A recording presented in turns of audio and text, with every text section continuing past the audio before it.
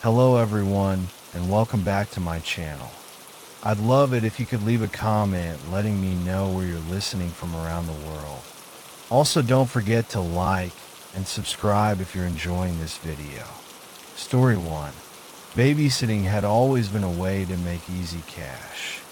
I'd seen it all: sticky-fingered toddlers, tantrum-prone kids, and the occasional creepy house.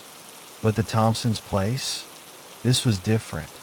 The house was old, older than any I'd been in before, with an unsettling charm like it had secrets buried in the creases of its sagging beams.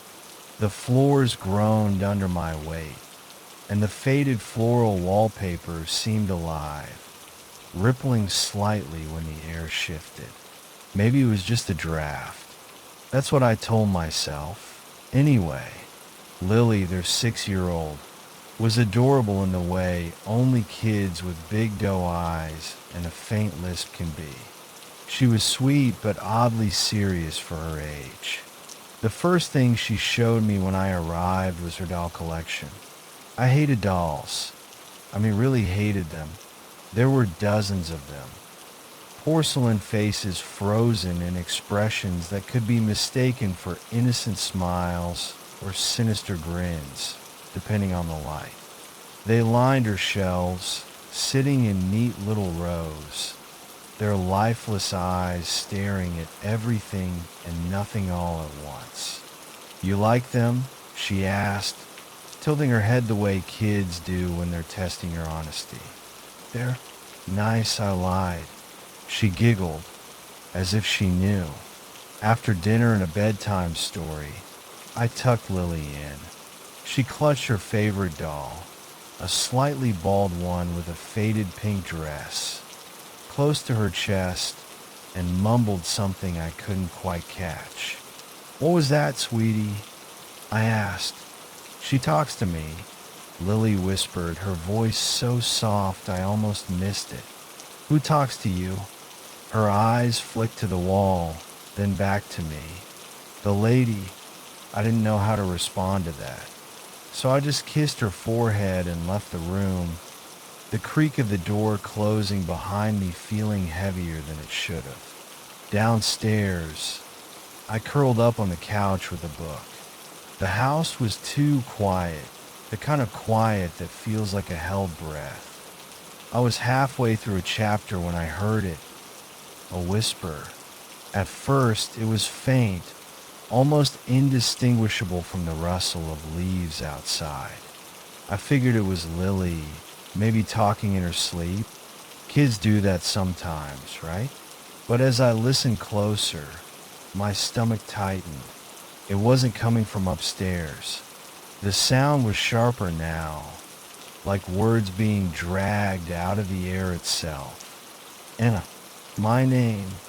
I snapped my head around, my heart hammering in my chest. The room was empty.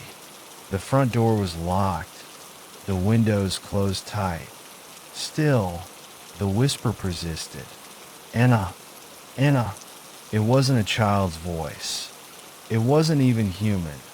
It was dry, raspy, as if the words were scraped out of a throat that hadn't spoken in years. I stood, the book falling to the floor with a thud, and turned in a slow circle.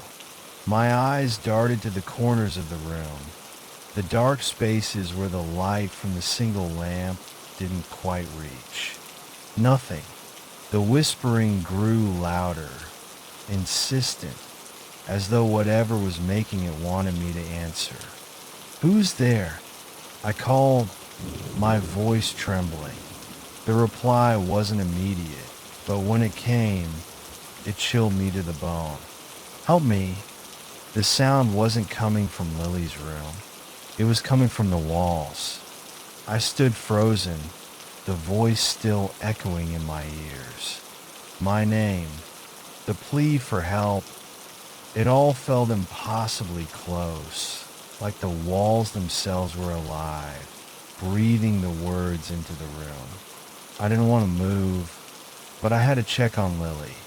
My legs felt like lead as I climbed the creaky staircase, each step making the whispers falter, then pick up again, faster this time. When I reached Lily's room, the door was open just a crack. I hadn't left it that way. "Lily?" I whispered, pushing the door open. She was sitting up in bed, the doll still clutched to her chest. Her wide eyes locked onto me, but she wasn't scared. She looked calm, too calm. "She's here," Lily said, her voice soft but steady. "Who's here?" I asked, trying to keep my tone even. She tilted her head toward the far corner of the room. My gaze followed, and for a moment, I saw nothing but shadows pooling where the light from the bedside lamp didn't quite reach. But then it moved. It was subtle at first, like a trick of the eye. But the longer I stared, the clearer it became. A figure stood there, tall and unnaturally thin, its form barely distinguishable from the shadows around it. My breath caught in my throat. "Lily, get up," I said, my voice shaking. "But she's not bad," Lily said, her grip on the doll tightening. "She just wants us to listen." The shadow twitched, a jerky, unnatural movement, and I felt a chill race down my spine. It didn't step forward, but it didn't have to. Its presence was suffocating, filling the room with an oppressive weight. "Lily now," I said, firmer this time. Reluctantly, she slid out of bed, still holding the doll. I grabbed her hand and pulled her toward the door, my eyes never leaving the corner. But as soon as we crossed the threshold, the door slammed shut behind us with a force that rattled the walls. Lily screamed, and I nearly dropped her as the whispers erupted around us, no longer soft but loud and overlapping, like dozens of voices all speaking at once. "Anna, Lily, stay." I bolted down the stairs, dragging Lily with me. The whispers followed, chasing us, growing louder and more frantic. We reached the living room, and I grabbed my phone from the couch, dialing the Thompsons with trembling fingers. No signal. The lights flickered, and the temperature in the room plummeted. I wrapped my arms around Lily, her small body trembling against mine. The whispers were everywhere now, filling the house with an eerie, otherworldly energy. Then suddenly they stopped. The silence was so abrupt, it was deafening. I didn't move, didn't dare breathe. And then I heard it, a single whisper, clear as day, coming from right behind me. "Turn around." I didn't want to. I couldn't. But something compelled me, some force I couldn't resist. Slowly, I turned, my eyes landing on the wall by the fireplace. The wallpaper was moving. No, not moving, peeling. Slowly, deliberately, as though invisible hands were ripping it away to reveal the wood beneath. And there, carved into the wood, were words. "Let her stay or take her place." Before I could react, Lily's doll fell from her arms and landed on the floor with a hollow thud. Its head turned, ever so slightly, and its glassy eyes seemed to meet mine. The whispers began again. "Your choice, Anna." Story 2. The Collins house stood like a solitary sentinel in the middle of nowhere. No neighbors, no street lights, just an old gravel driveway winding into dense woods that seemed to swallow the sunlight. I'd babysat for plenty of families, but something about this house made my skin crawl. It was the kind of place you'd expect to see in one of those true crime documentaries. The kind where they interview a neighbor who says, they were such a quiet family. Max, their 9-year-old, was a sweet, quiet kid. He had a mop of dark hair and a habit of staring at you a second too long before answering your questions. His favorite pastime was drawing.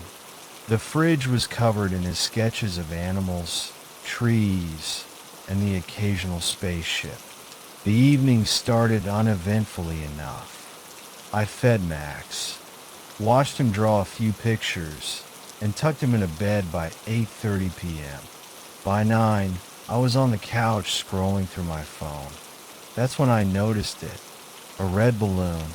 It was floating outside the living room window, bobbing gently as if it were caught in an invisible breeze.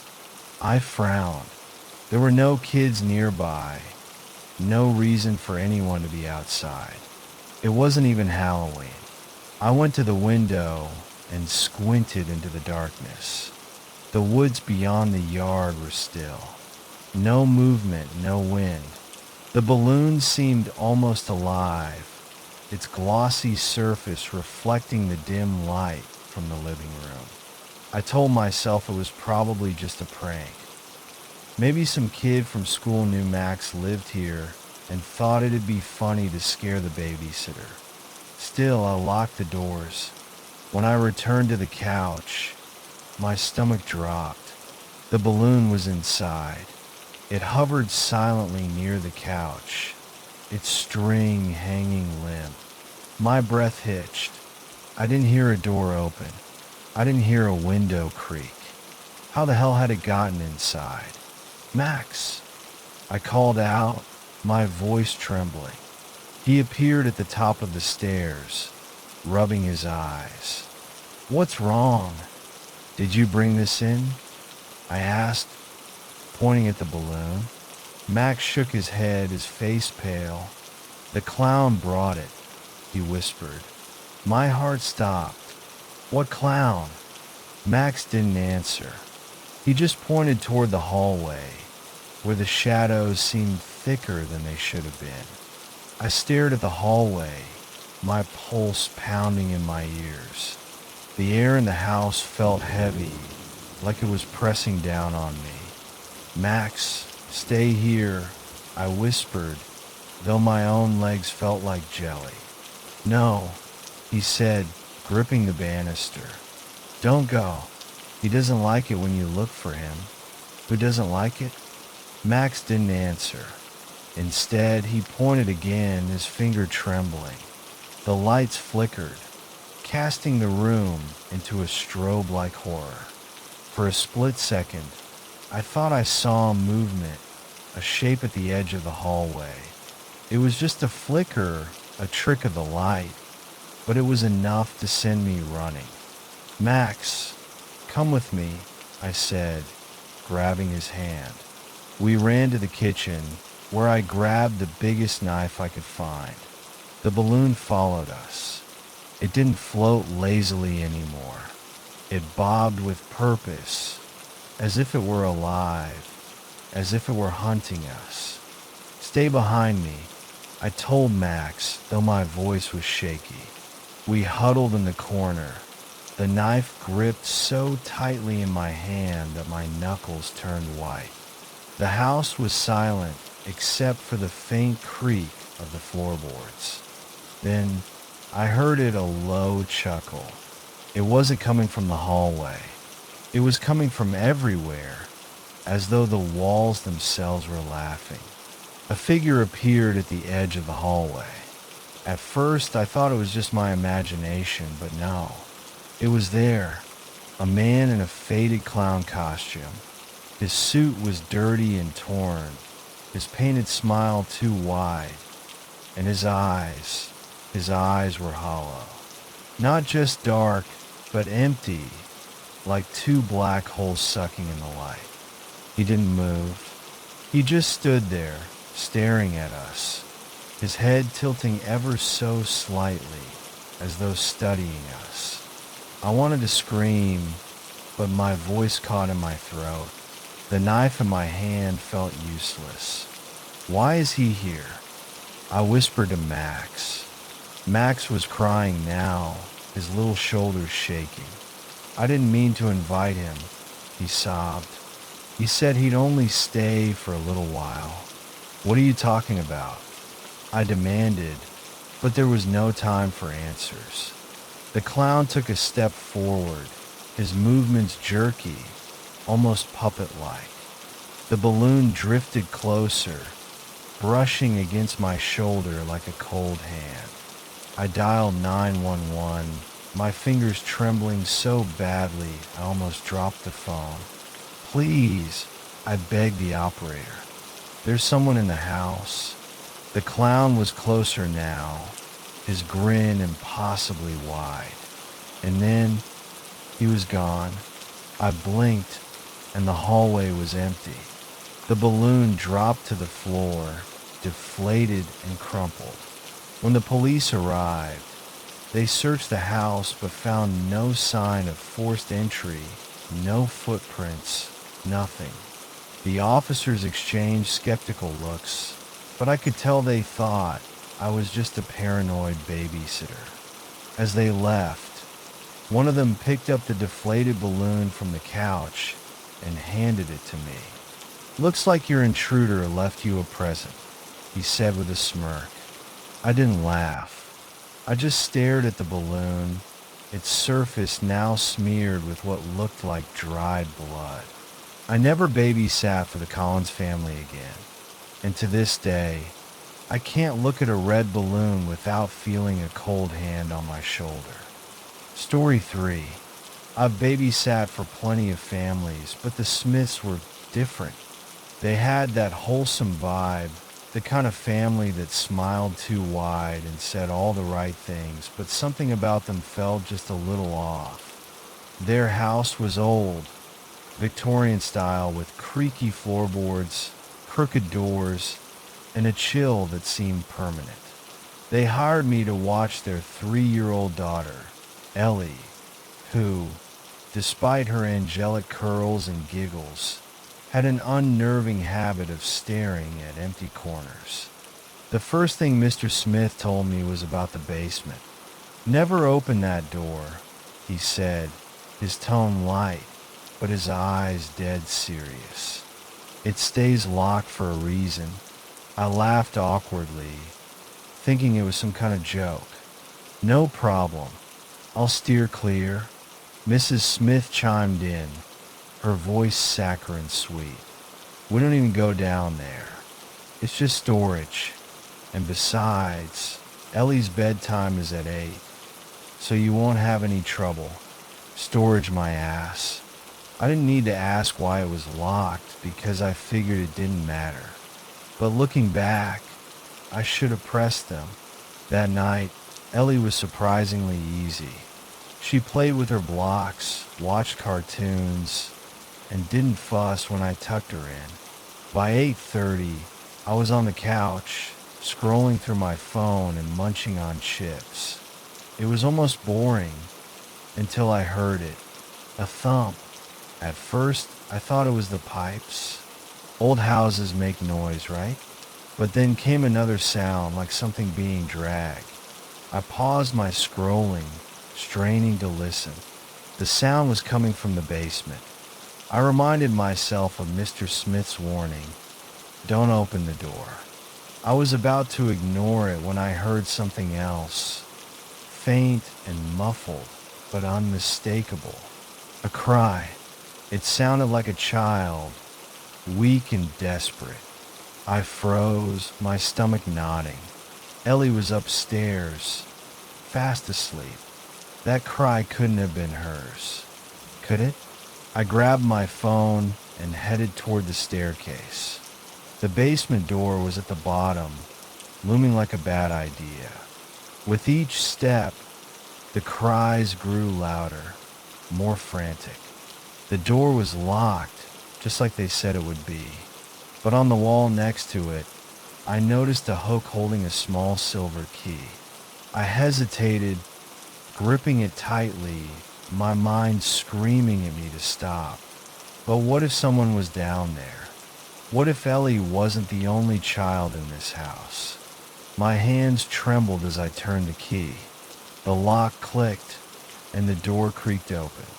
The cries stopped instantly.